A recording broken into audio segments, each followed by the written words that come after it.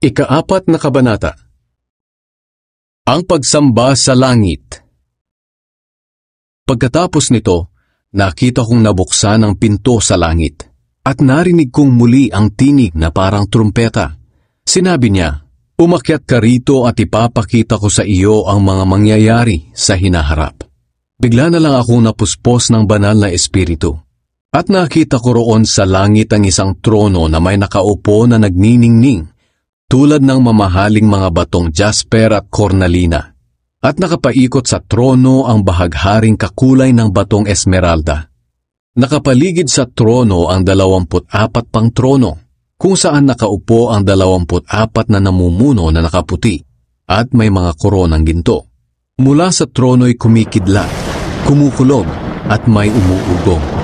Sa harap ng trono'y may 7 nakasinding ilawan. Ito ang 7 espiritu ng Diyos. Sa harap ng trono ay mayroon ding parang dagat na salamin na kasing linaw ng kristal. Nakapaligid sa trono ang 4 na buhay na nilalang na punong-puno ng mga mata sa harap at likod. Ang unang nilalang ay parang leon, ang pangalawa ay parang guya, ang pangatlo ay may mukha na parang tao, at ang pang-4 ay parang agilang lumilipad.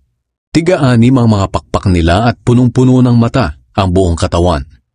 Araw-gabi ay wala silang tigil sa pagsasabi ng, "Banal, banal, banal ang Panginoong Diyos nating makapangyarihan sa lahat.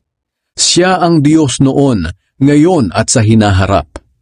Habang nagbibigay sila ng parangal, papuri at pasasalamat sa nakaupo sa trono na nabubuhay magpakailanman, lumuluhod at sumasamba sa Kanya ang 24 na namumuno.